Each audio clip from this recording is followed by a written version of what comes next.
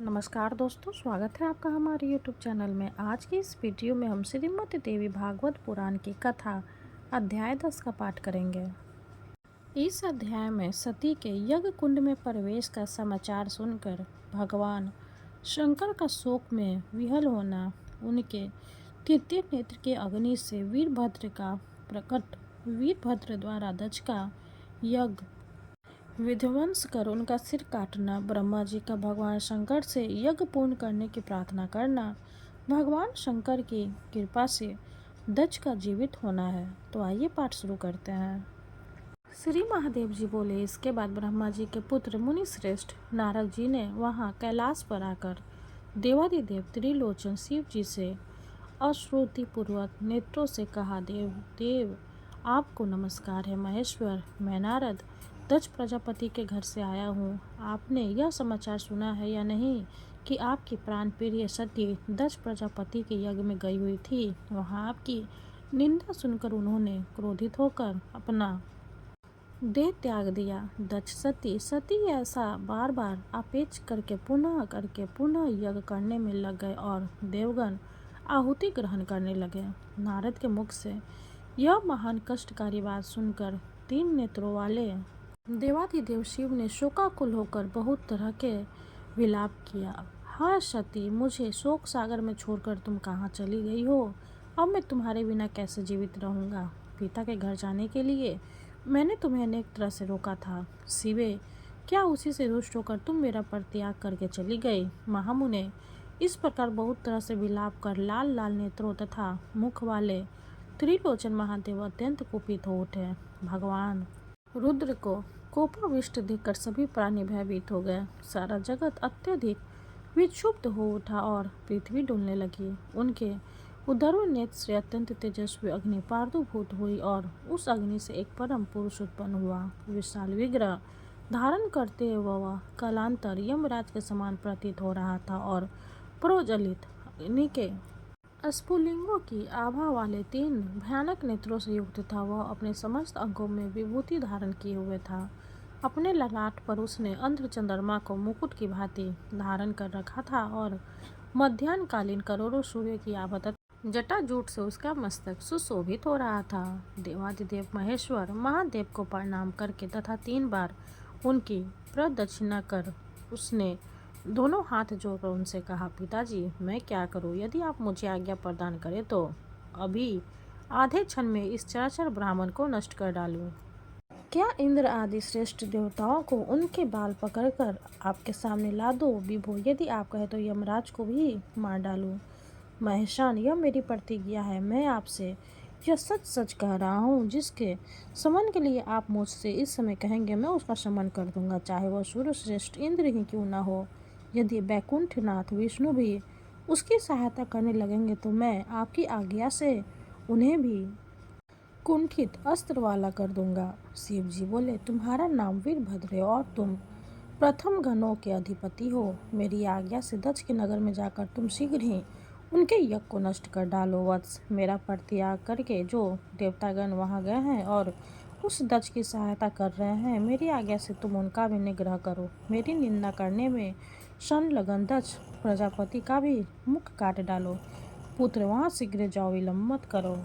वीरभद्र से ऐसा कहकर त्रिनेत्रधारी महादेव शिव ने लंबी सांसें छोड़ी। उनके हजारों शिवगण उत्पन्न हो गए। वे सब के सब भयंकर कर्म करने वाले तथा युद्ध विद्या में पूर्ण पारंगत थे। वे अपने हाथों में गदा, खड्ग, मुसल, प्रास, त्रिशूल तथा पाषाण आदि अस्त्र लिए हुए थे। उन गणों से घिरे हुए महामती वीरभद्र परमेश्वर शिव को प्रणाम कर तथा 3 बार उनकी प्रदक्षिणा करके वहां से चल पड़े।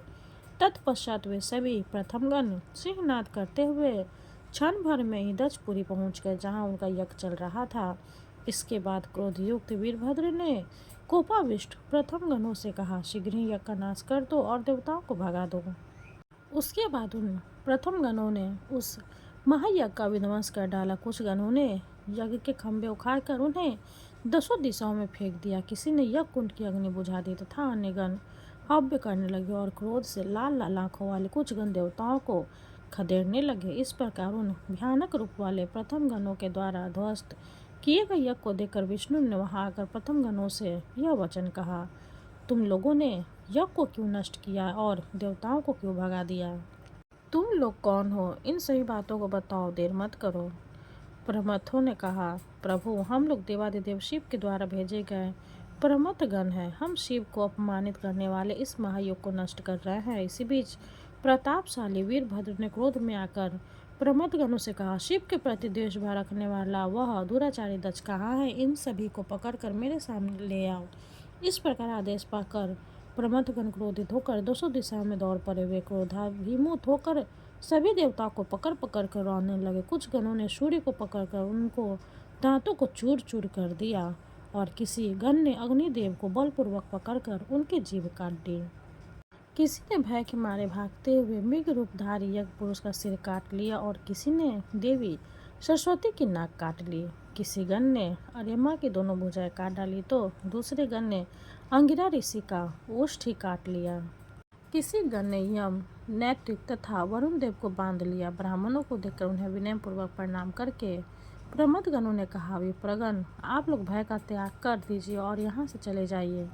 उसे सुनते ही सभी ब्राह्मण यज्ञ में प्राप्त वस्त्र, अलंकार आदि लेकर अपने अपने घर चले गए। परम बुद्धिमान इंद्र ने मोर का रूप धारण कर लिया और उड़कर पर्वत पर जाकर के वे छिपकर ये सब कौतुक देखने लगे। इस प्रकार प्रमथ गणों के द्वारा भगा दिए गए श्रेष्ठ देवताओं को देखकर नारायण विष्णु मौन होकर मन ही मन सोचने लगे, यह मूर्ख बुद्धि दक्ष शिव से विदेश करते हुए यज्ञ कर रहा है।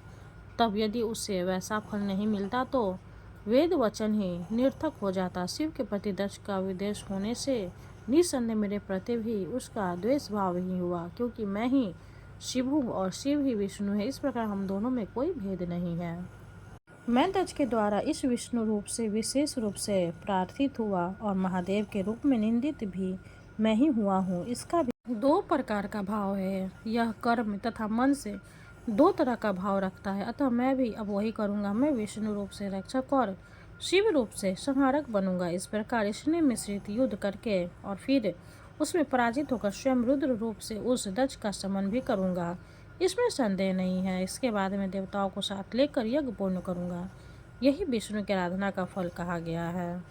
इस प्रकार मन में निश्चय करके शंख चक्र तथा गद्दा धारण करने वाले भगवान विष्णु ने प्रमथ गणों को रोक दिया और वे श्रीनाद करने लगे। इसके बाद वीरभद्र से क्रोधित होकर सनातन विष्णु ने कहा, विष्णु, आप ही यज्ञपति है, ऐसा श्रुतियाँ कहती है। इस महायज्ञ में शिव की निंदा करने वाला वह दुराचारी दक्ष कहाँ है? उसे आप स्वयं लाकर मेरे हवाले कर दीजिए, नहीं तो आप मेरे साथ युद्ध कीजिए। प्राय विशिष्ट शिव भक्तों में आप अग्रणी हैं और आप ही शिव के प्रति द्वेष भाव रखने वालों के हित के लिए तत्पर भी दिखाई दे रहे हैं।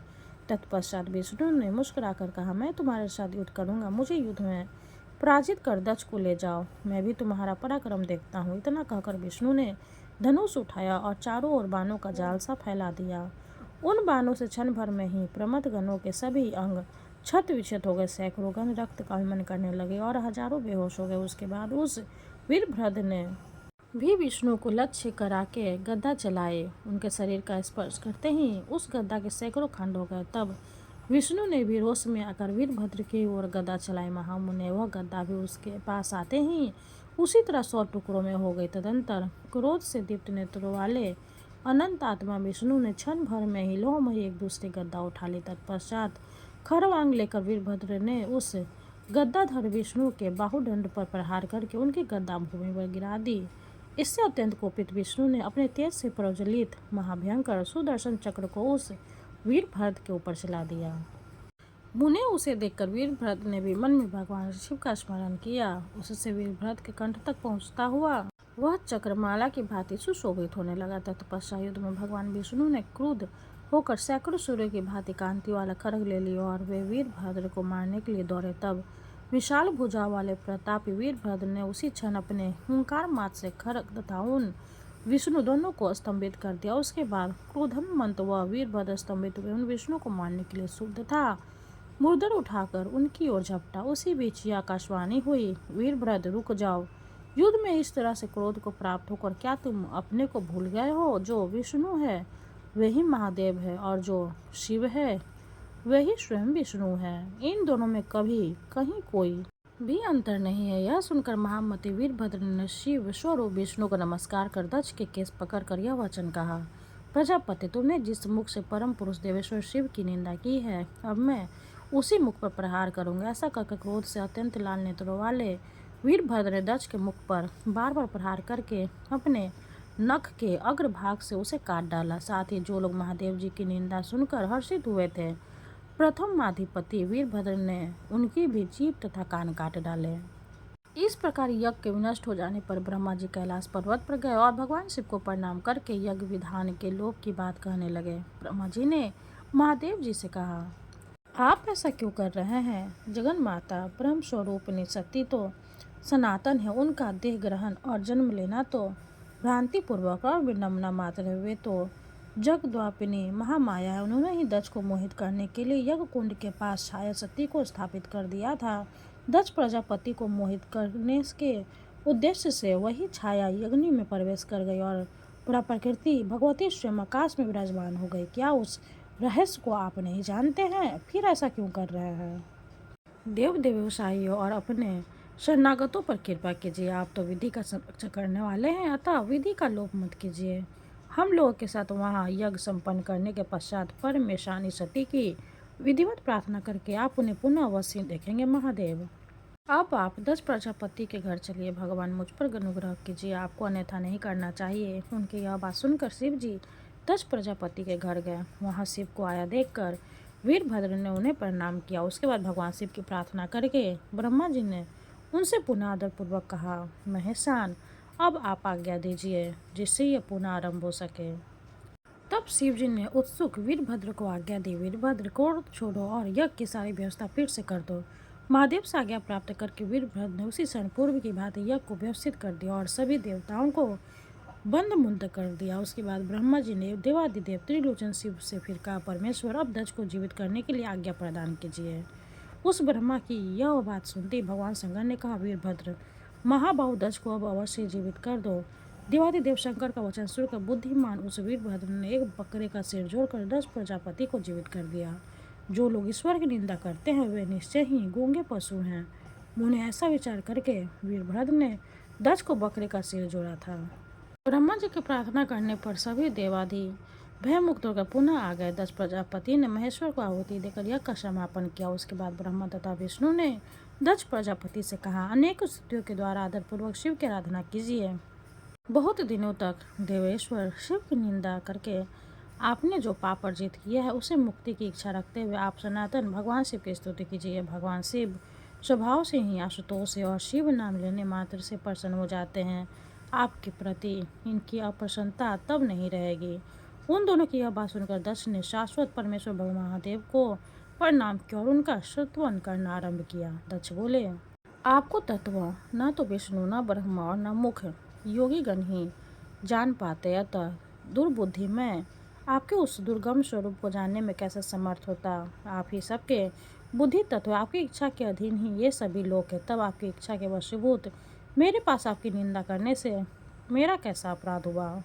आप शुद्ध परंपरा तत्व परम तत्व हैं तथा ब्रह्मा आदि देवताओं के द्वारा पूजित है। मैं आपके महान चरित्र स्वरूप का वर्णन कैसे करूं? मैं आपकी शरण में आया हूँ, दास हूँ।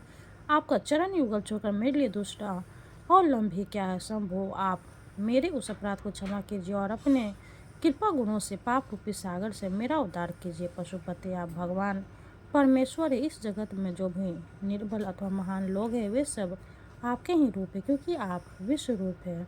उस आप परमेश्वर के विद्यमान रहते मेरे द्वारा की गई निंदा से उत्पन्न पाप भला कैसे रह सकता है? विश्वेश्वर, कृपा पूर्वक मुझ शरणागत तथा दीन की रक्षा कीजिए।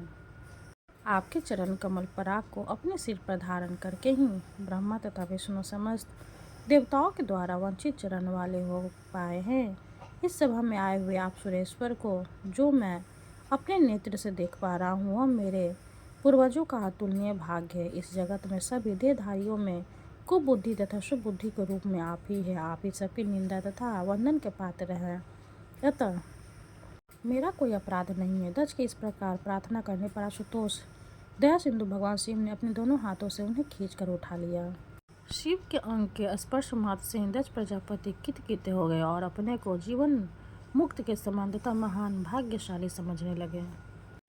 मन वाणी तथा शरीर से परम भक्ति से संपन्न होकर दक्ष प्रजापति ने अनेक विधि उपकारों द्वारा शंकर का अभूत सत्कार किया। उसके बाद ब्रह्मा जी ने महादेव जी से पुनः भक्तिपूर्वक कहा, परमेश्वर एकमात्र आप भगवान सदाशिव भक्तों का अनुकंपा करने वाले हैं, क्योंकि आपने अनुग्रह पूर्वक मेरी प्रार्थना सुनकर दक्ष प्रजापति की रक्षा की है। आपको छोड़कर यदि देवतागण कहीं भी यज्ञ में जाएंगे तो वे उसी क्षण निश्चय ही पूर्वोक्त दशा को प्राप्त होंगे। जो नराधम यज्ञ में आपके बिना अन्य देवताओं का यजन करेंगे उनका यज्ञ कार्य नष्ट हो जाएगा और वे महापाप के भागी होंगे। इस प्रकार श्री महाभागवत महापुराण के अंतर्गत श्री महादेव नारद संवाद में दक्ष यज्ञ विंध्य सर्वगण नामक 10वां अध्याय पूर्ण हुआ। माता रानी की जय हो। अब हम दुर्गा माँ की आरती करेंगे।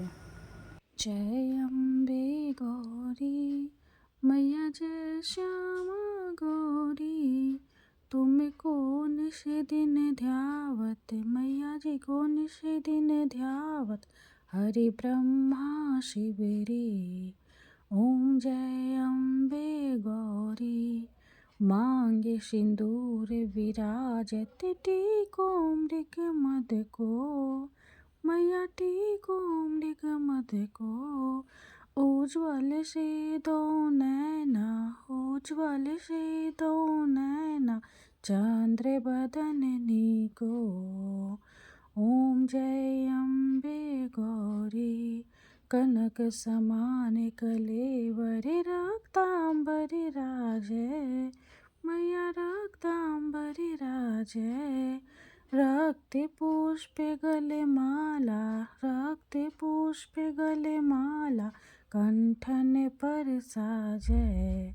ओम जय अम्बे गौरी के हरिवाहन राजत, खरग खपर धारी मैया खरग खपर धारी, सुर नर मुनि जन सेवत सुर नर मुनि जन सेवत, तिनके दुख हारी।